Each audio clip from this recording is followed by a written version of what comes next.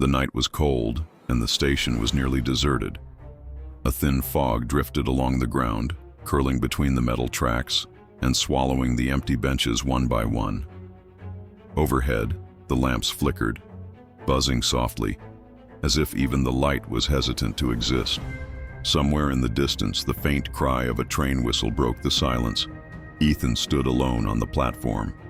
His coat collar was pulled tight, but the chill he felt wasn't from the cold.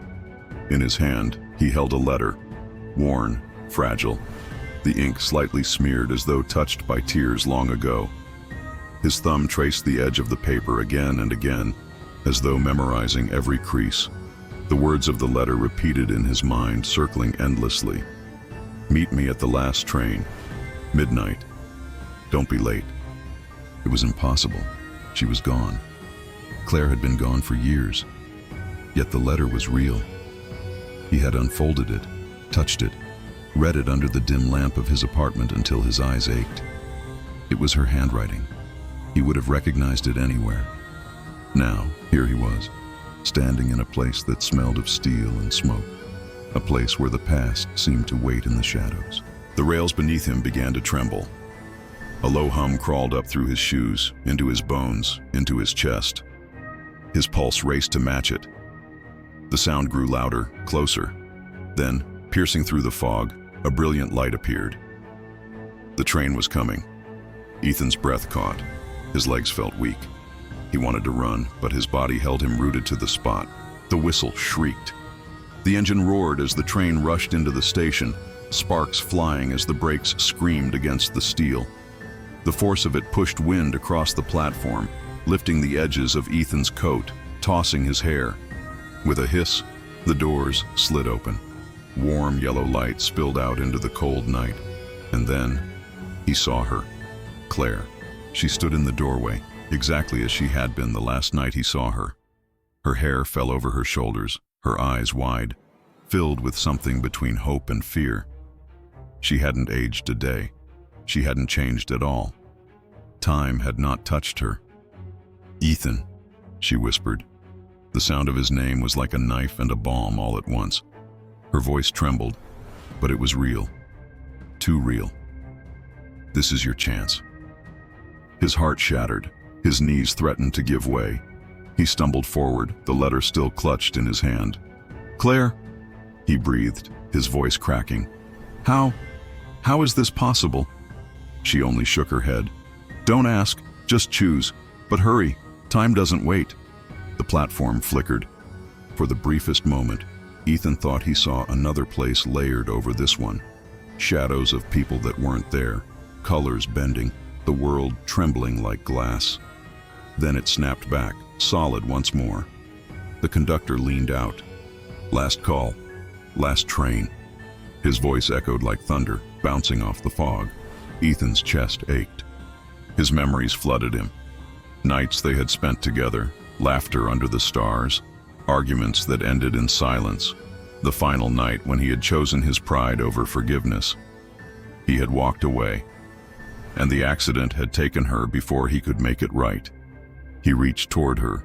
Their hands were inches apart, but as his fingers brushed the air, another flicker struck the station. He saw not just Claire, but hundreds of moments splintering around him, as if reality itself warned him of the cost.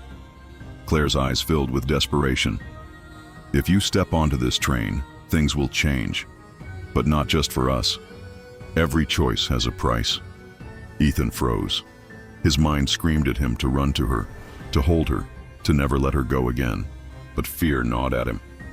What would he lose if he took this step? What would the world lose? And then, he saw him.